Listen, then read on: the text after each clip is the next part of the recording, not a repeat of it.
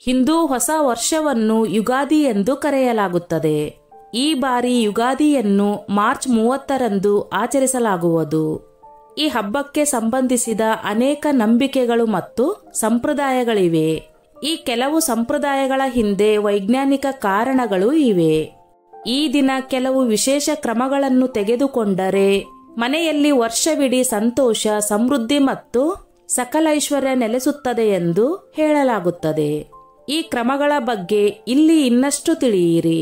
ಮನೆಯ ಮುಖ್ಯ ದ್ವಾರಕ್ಕೆ ತೋರಣ ಕಟ್ಟಿ. ಹಿಂದೂ ಹೊಸ ವರ್ಷದ ಮೊದಲ ದಿನ ಮಾವಿನ ಎಲೆಗಳಿಂದ ತಯಾರಿಸಿದ ತೋರಣವನ್ನು ಮನೆಯ ಮುಖ್ಯ ದ್ವಾರದಲ್ಲಿ ಇಡಬೇಕು. ಹೀಗೆ ಮಾಡುವುದರಿಂದ ನಕಾರಾತ್ಮಕ ಶಕ್ತಿಯು ಮನೆಯನ್ನು ಪ್ರವೇಶಿಸುವುದಿಲ್ಲ ಮತ್ತು ಸಕಾರಾತ್ಮಕತೆ ಹೆಚ್ಚಾಗುತ್ತದೆ. ಇದರ ಶುಭ ಪರಿಣಾಮವು ವರ್ಷ ಪೂರ್ತಿ ಕಂಡುಬರುತ್ತದೆ ಮತ್ತು ಮನೆಯಲ್ಲಿ ಸಂತೋಷ ಹಾಗೂ ಸಮೃದ್ಧಿ ಉಳಿಯುತ್ತದೆ. ಲಕ್ಷ್ಮೀ ದೇವಿಯನ್ನು ಪೂಜಿಸಿ. ಯುಗಾದಿ ಹಬ್ಬದ ದಿನ ಮುಂಜಾನೆ ಸೂರ್ಯೋದಯಕ್ಕೂ ಮುನ್ನ ಎದ್ದು ದಿನನಿತ್ಯದ ಕೆಲಸಗಳನ್ನು ಮುಗಿಸಿ ದ್ವಾರಗಳನ್ನು ಅರಿಶಿನ ಮತ್ತು ಕುಂಕುಮದಿಂದ ಅಲಂಕರಿಸಬೇಕು. ಹೊಸ್ತಿಲು ಎಂದರೆ ಲಕ್ಷ್ಮೀ ದೇವಿಯಂತೆ. ಆ ನಂತರ ದ್ವಾರದಲ್ಲಿ ಮಾವಿನ ಎಲೆಗಳಿಂದ ಕಮಾನುಗಳನ್ನು ನಿರ್ಮಿಸಿ ವಿಷ್ಣು ಮತ್ತು ಲಕ್ಷ್ಮೀ ದೇವಿಯನ್ನು ಪೂಜಿಸಬೇಕು. ಅದೇ ರೀತಿ ಶಿವನಿಗೆ ರುದ್ರಾಭಿಷೇಕ ಮತ್ತು ಬಿಲ್ವಾರ್ಚನೆ ಮಾಡಬೇಕು.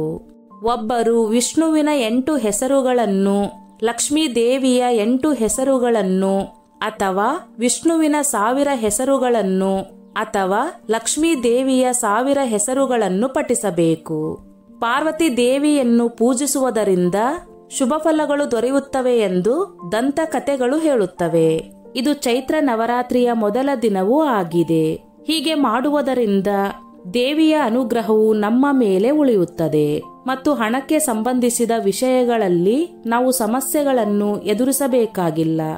ಈ ವರ್ಷ ಉದ್ಭವಿಸುವ ನಕಾರಾತ್ಮಕ ಸಮಸ್ಯೆಗಳನ್ನು ಎದುರಿಸಲು ನನಗೆ ಶಕ್ತಿಯನ್ನು ಕೊಡು ಮತ್ತು ನನಗೆ ಸಂಪತ್ತು ಮತ್ತು ಆಶೀರ್ವಾದಗಳನ್ನು ದಯಪಾಲಿಸಿ ಎಂದು ದೇವಿಯ ಮುಂದೆ ದೃಢವಾಗಿ ಸಂಕಲ್ಪ ಮಾಡಬೇಕು.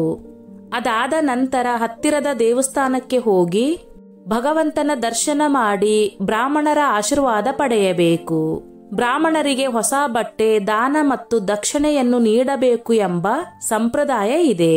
ಯುಗಾದಿ ಹಬ್ಬದ ದಿನ ಎಣ್ಣೆ ಸ್ನಾನ ಮಾಡಲು ಮರೆಯಬೇಡಿ. ಆ ದಿನ ಎಣ್ಣೆಯಲ್ಲಿ ಲಕ್ಷ್ಮೀ ದೇವಿ ವಾಸಿಸುತ್ತಾಳೆ ಎಂದು ಹಿರಿಯರು ಹೇಳುತ್ತಾರೆ.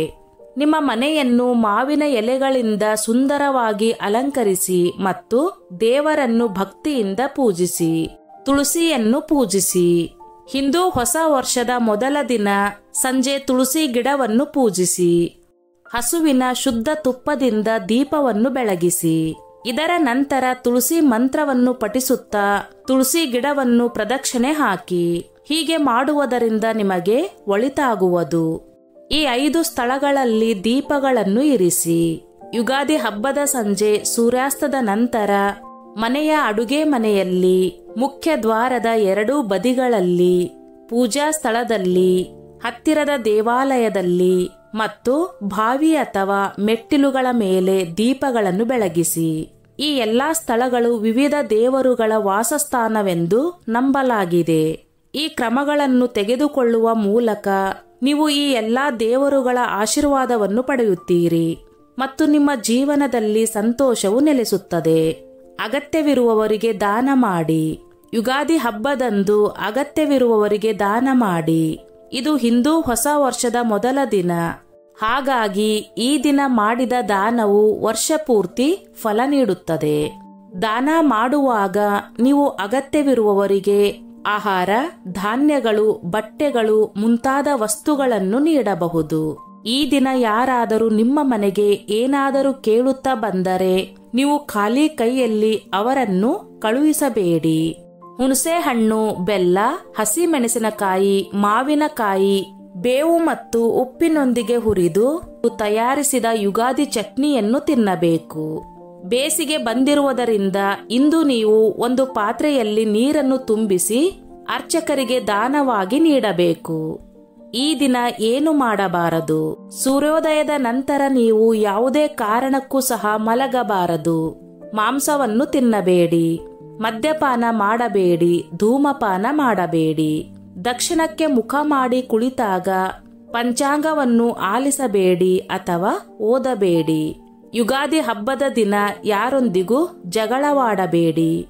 ನೀವು ಹರಿದ ಅಥವಾ ಮಸುಕಾದ ಬಟ್ಟೆಗಳನ್ನು ಧರಿಸಬೇಡಿ. ಉಪ್ಪಿನೊಂದಿಗೆ ಹುರಿದು ತಯಾರಿಸಿದ ಯುಗಾದಿ ಚಟ್ನಿಯನ್ನು ನಿಮಗೆ ಇಷ್ಟವಾಗಿದ್ದಲ್ಲಿ ಬೇಸಿಗೆ ಬಂದಿರುವುದರಿಂದ ಇಂದು ನೀವು ಒಂದು ಪಾತ್ರೆಯಲ್ಲಿ ನೀರನ್ನು ತುಂಬಿಸಿ ಅರ್ಚಕರಿಗೆ ದಾನವಾಗಿ ನೀಡಬೇಕು.